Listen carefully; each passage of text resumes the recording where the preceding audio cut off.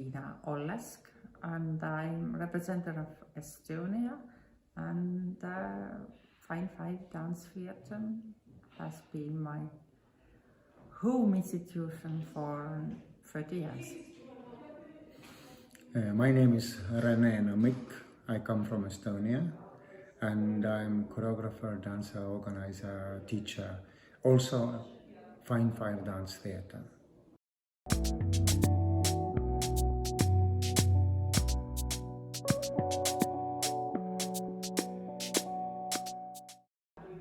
We started by invitation Olleskk, and on that time I was just getting 45,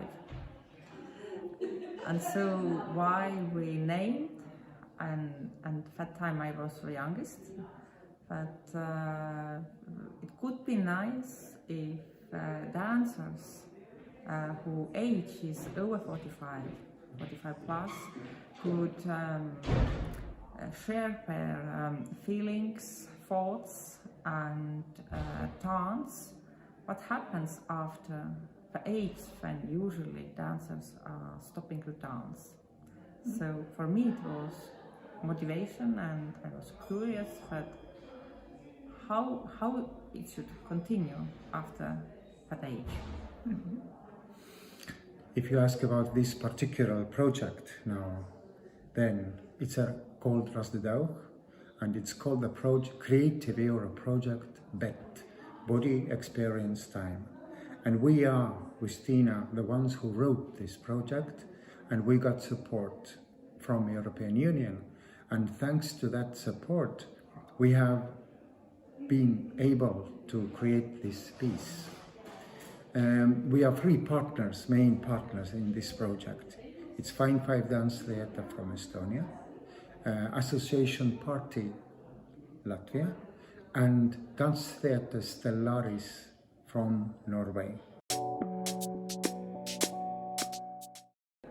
We worked already 2021 full year through Zoom, and we had some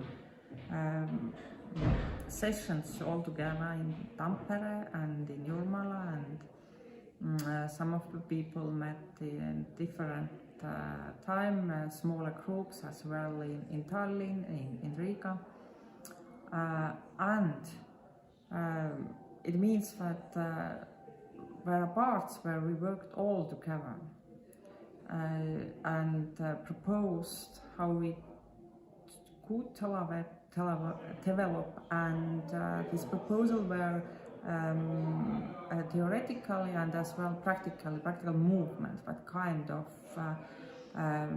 dialect or what kind of aesthetics we shall use or we will use. Plus in March this year, 22, we met for 2 weeks, and we already had those ideas what we should do together, plus we added some personal solos, and it came out that we did with Renee solo and solo together at the same time. It came to duet. So we created for ourselves a duet. Plus I feel that for those parts where we were all together, that movement, especially in quartet, there are phrases what is really created by every participant. I was involved in mainly 3 bigger sections. First one was a quartet in dance here, and the basic idea for the quartet was like every participant, every person has personal connection with the breathing and moving. So every one of us finds connection, which way breathing and movement connects for him or her, and creates phrase. So afterwards we connect those phrases and breathing. and we get together like the whole organism of people who choreography that comes from very personal, embodied source. That was the idea. It turned out that some people were more active participating, some people less. And we asked that who would like to continue working that way, because it's quite abstract. It's not so theatrical, it's not very obvious. You don't see characters, persons, you see from different angle. But we love this idea that this is abstract, but at the same time, totally personal. And we four stayed as a tight group to continue with it. We are using our own frames, but we are using also the frames, the input of somebody else. They allowed it. So we created this piece out of this idea that we very much love. And we think it was very, very good idea. It was very deep in a way. The second was the kneeling section in the upper level. So the basic idea was like, there was a time when some people had traumas or some problems. So we thought, how can we move? Also, how can we move in periods of zooming when we are not connected? We cannot be physically in the same space. What can we do? Is sit and kneel and do movement. So we asked, can you do one movement kneeling? Everyone. And we asked everyone to do one movement, and then we connected those movements into bigger phrase. And then we were discussing a lot how we present it. Do we do it like everybody personally, or do we do it everybody at the same time? As very synchronous movements, where we do it, a lot of discussion. But the basic was also like everybody is involved. And the third part, I was very heavily involved with the last duet with Tiina. So we created a duet for Tallinn premiere performances. But in this particular case here, we found totally different approach to it. Because this place speaks itself. This nature speaks so much itself already. So we just had to adapt to this place, to adapt what is already existing here, because this is so strong. We have had two Ras de Dauch performances, one premiere in Tallinn and now here in Stameriana Palace. This one in Stameriana Palace is really very dependent on this place. I think we belong to this place, it's like together, because it's so rich. There are so many emotions, feelings, stories hidden in the living rooms, in the corridors, in the everyday rooms, in park, in the building itself. So it creates a stories without us anyway, but we can add something to it. And I think we a little bit use this approach that this space speaks the stories, and we help to something to come out a little bit more, or in a different angle. A narrative in a sense of linear storytelling, probably not, but narrative as a content, in meaning as a content, I think it is. Maybe it's not the right word than the narrative, when there is a content or the concept or whatever you call it. In my opinion,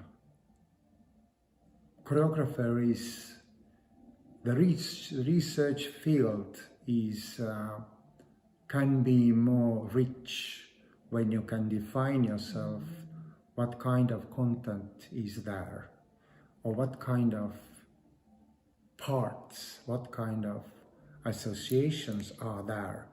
Sometimes you don't have to write it down in the program, all what you had in mind. You can put it more simple way or more abstract way. But in the working process, you have to go through these things, because this is in a way how we human beings are created. We create stories unconsciously.